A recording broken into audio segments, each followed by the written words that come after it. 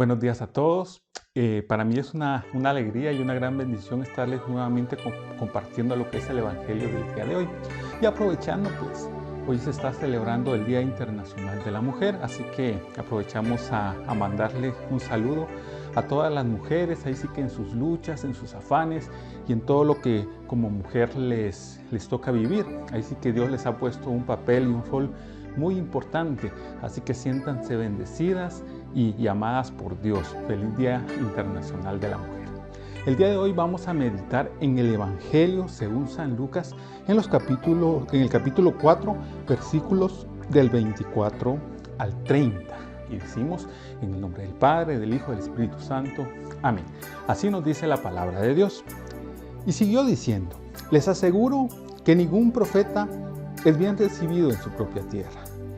Verdaderamente, había muchas viudas en Israel en tiempos del profeta Elías, cuando no llovió durante 3 años y medio y hubo mucha hambre en todo el país. Pero Elías no fue enviado a ninguna de las viudas israelitas, sino a una de Serepta, cerca de la ciudad de Sidón.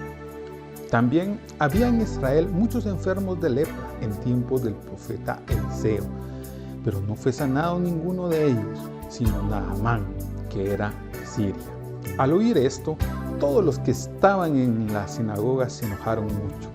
Se levantaron y echaron del pueblo a Jesús, llevándolo a lo alto del monte sobre el cual el pueblo estaba construido, para arrojarlo abajo desde allí. Pero Jesús pasó en medio de ellos y se fue. Esta es palabra de Dios. Gloria a ti, Señor Jesús. Bueno, vemos cómo acá en este pasaje de la Biblia, si nosotros vamos un poquito atrás en el versículo 16, dice: Jesús fue a Nazaret, el pueblo donde se había criado. Es decir, Jesús estaba con la gente que lo había visto desde pequeño, que lo había visto crecer. Entonces, cuando Él quería hablarles de Dios, cuando Él quería empezar esa obra, su propia gente no creía en Él. Y Jesús mismo lo reconocía, ¿verdad?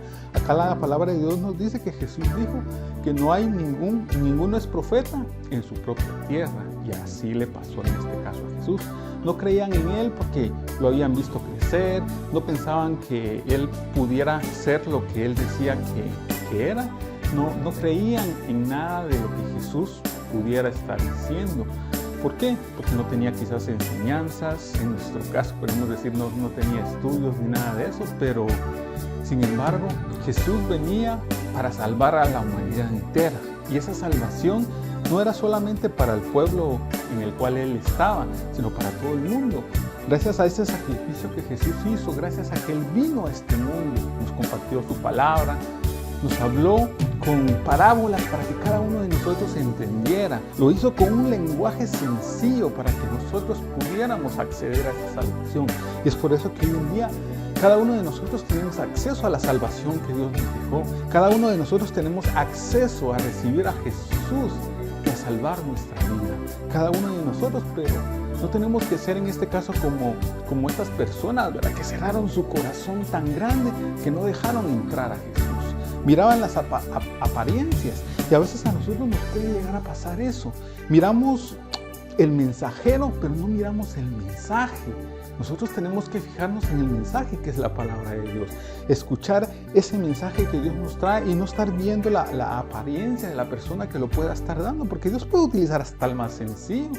Al más sencillo Dios lo puede utilizar para dar una gran enseñanza, para dar una gran evangelización. Porque Dios lo que ve es un corazón contrito y humillado. Dios ve un corazón humilde. Cuando nosotros queremos hablar de la palabra de Dios, pero somos nosotros los que nos estamos exalzando porque sabemos mucho, porque conocemos mucho. No, ahí la palabra de Dios no llega. La palabra de Dios llega cuando lo hacemos con humildad, cuando lo hacemos con el corazón, cuando abrimos nuestro corazón de par en par.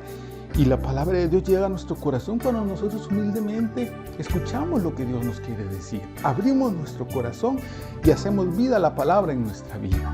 Acá nos pone 2 ejemplos, ¿verdad?, de 2 personas que en este caso pues no estaban en el pueblo de Israel. Sin embargo, ahí Dios hizo grandes milagros. Lo vemos en este caso cómo le pasó a Naamán. Y esto fue en época del profeta Eliseo. Naamán fue eso lo pueden buscar ustedes en la primera lectura, pero vemos cómo Naamán era una persona que sufría de lepra.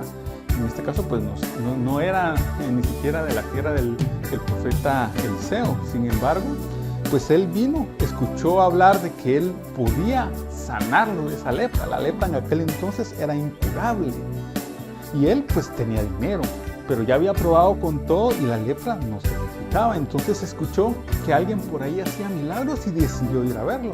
Dice que llevaba muchos regalos porque él tenía dinero. Inclusive él fue mandado por su rey con una carta del rey para que fuera a pedir ayuda.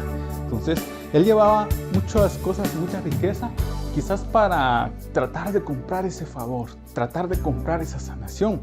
Pero Dios no se mueve de esa forma. Entonces vino en este caso el profeta Eliseo y le dio una instrucción y le dijo: mira, ve a lavarte al río Jordán 7 veces. En principio, Naamán entró ese orgullo en su corazón y dijo: ¿qué? ¿No hay ríos mejores que los que hay en esta tierra? ¿Por qué me tengo que ir a lavar yo en ese río? ¿Por qué ni siquiera se dignó venir a hablarme? Porque de hecho Eliseo mandó a alguien a darle esa instrucción. Pero alguien le dijo: mira, si te hubiera pedido algo imposible, ¿no lo hubieras hecho? Y sí, entonces si te está pidiendo algo sencillo, hazlo. Y es que sí, Dios tenía el poder para sanar a Naamán de esa lepra con una sola palabra. Pero lo que Dios quería trabajar en Naamán era ese orgullo de su corazón. Y a través de ir al río Jordán, él tenía que humillarse. Tenía que, ahí sí que, obedecer la voz de Dios. Obedecer el mandato de Dios, aunque no lo entendiera, aunque no le gustara. Entonces él botó su orgullo por los suelos y fue a lavarse en el río Jordán. Y al obedecer la voz de Dios, Naamán quedó más limpio. Dice que su piel quedó como la de un bebé. Y él vio un milagro tan grande y él quedó maravillado por lo que Dios había hecho en su vida.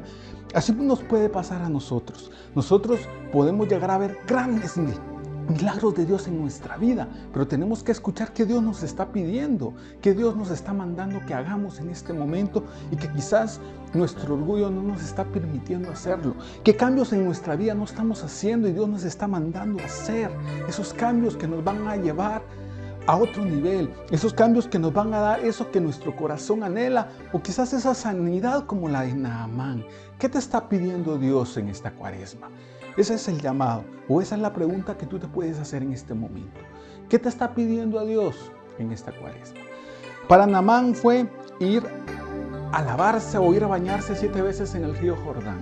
Para nosotros nuestra cuaresma, ¿qué es ese camino de desierto que estamos viviendo? ¿Qué nos está pidiendo el Señor?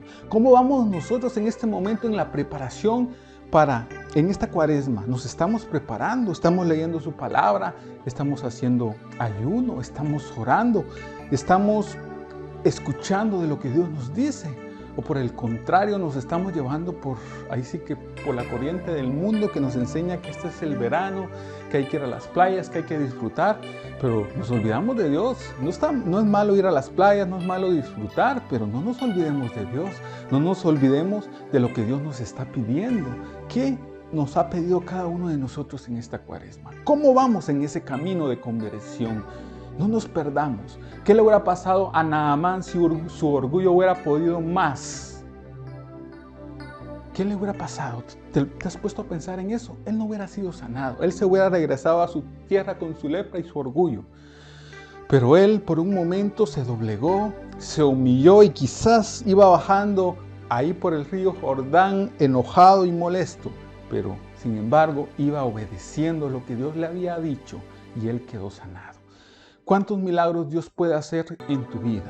Ofrécele al Señor eso que te está pidiendo, que Dios no te va a pedir cosas grandes, como lo viste acá a Naamán. Dios nos va a pedir lo que nosotros somos capaces de hacer. Abramos nuestros oídos y nuestros ojos espirituales. Estemos atentos a lo que Dios nos pide y seamos blandos y dóciles a su voz. Que Dios te bendiga, paz y bien.